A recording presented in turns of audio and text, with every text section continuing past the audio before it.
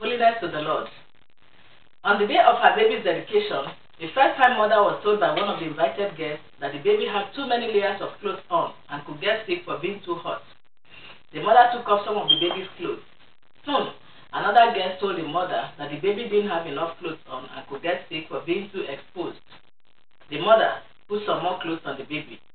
A few minutes later, another guest approached the mother and advised her to take off some of the clothes because the baby could get too hot. She obeyed. This went on for quite some time, until an older man who had been watching the drama called the young mother and said something like this to her. Different people have different opinions on how to take care of babies, and whether you ask for their advice or not, they will keep bringing it to you, especially because you are a first-time mother. But if you keep following every piece of advice you get from people, you will get confused and end up endangering the health and life of this baby. It's good to listen to other people who are more experienced than you are, but you have to commit your baby to God's hand and let Him direct you in knowing what advice to hold on to and which one to disregard. Whatever the Lord convinces you to be the best decision, stick with it, no matter what anyone else says. How good it would be if all Christians could pay attention to that wise counsel given to that sister when she was confused and exasperated. Many believers fashion their Christian life after the opinion of others, and they end up being unhappy and confused. You have to realize that several different people have their own definition of what holiness is in certain areas. To some people, holiness is emptying your bank account to give them whatever they want, even if it means neglecting your own family. So if you do not do that, you are not holy. To some others, holiness is attending every party to which you are invited and eating everything you are offered. So if you, for any reason, you do not attend their parties, you are not a caring or holy Christian. Understand that there are people who take pleasure in judging others and condemning them if what they see in them does not tally with what they want to see. Some love making other people sad by making them believe the worst of themselves. Some may even speak evil of you out of envy or sheer hatred. So if you are the type of Christian who wants other people to define holiness for you, you are putting yourself in bondage to human beings, and they may end up pushing you to walk contrary to the word of God. Exodus 39:36, and they made the plate of the holy crown of pure gold, and wrote upon it a writing like to the engravings of a signet, holiness to the Lord. Let your holiness be to the Lord. Let God define holiness for you. The Bible even says that we should be holy as our Father in heaven is holy, not as another brother in the church wants us to be holy. The human nature is selfish, and so anyone who is still not completely delivered from that nature will always judge and either condemn or vindicate others, depending on how their actions favor or do not favor them. True, there are people whom God has placed in your life to correct and encourage you on your way to heaven, but such people will not condemn you. They will rather correct you in love, and their corrections will be based on the scriptures and not for their own selfish interest. Let us learn a lesson from Moses and the children of Israel when they were building and also furnishing the Lord's tabernacle in the book of Exodus.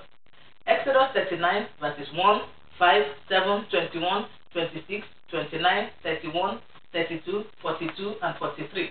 And then Exodus 40 verses 16, 19, 21, 23, 25, 27, 29, and 32 all contain the phrase, as the Lord commanded Moses. Everything they did was as instructed by the Lord. What was the result? Exodus 40:34. Then a cloud covered the tent of the congregation, and the glory of the Lord filled the tabernacle. Also, Leviticus 1:1 says, and the Lord called unto Moses, and spake unto him out of the tabernacle of the congregation.